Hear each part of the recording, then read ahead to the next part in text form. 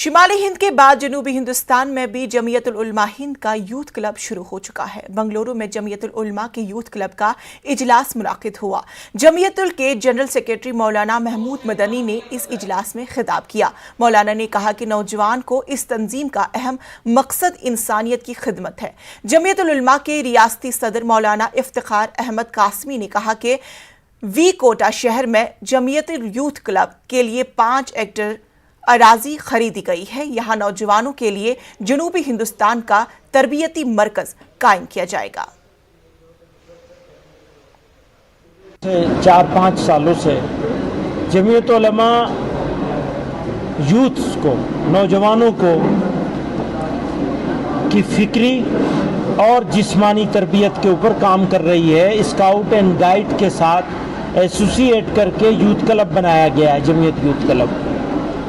تو یہاں پہ بھی کچھ کام ہو چکا ہے، ماسٹر ٹریننگ ایک مرتبہ ہو چکی ہے ساؤتھ کی۔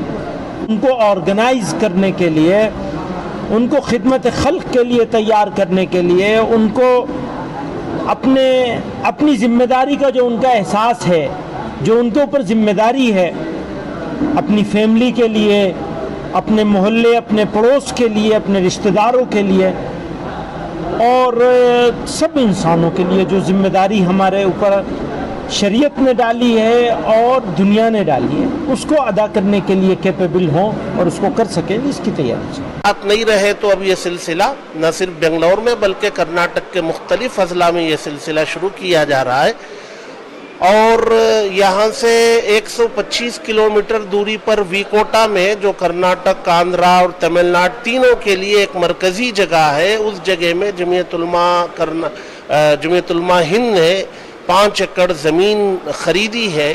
وہاں ساؤتھ انڈیا کا یوتھ کلب سینٹر قائم کرنے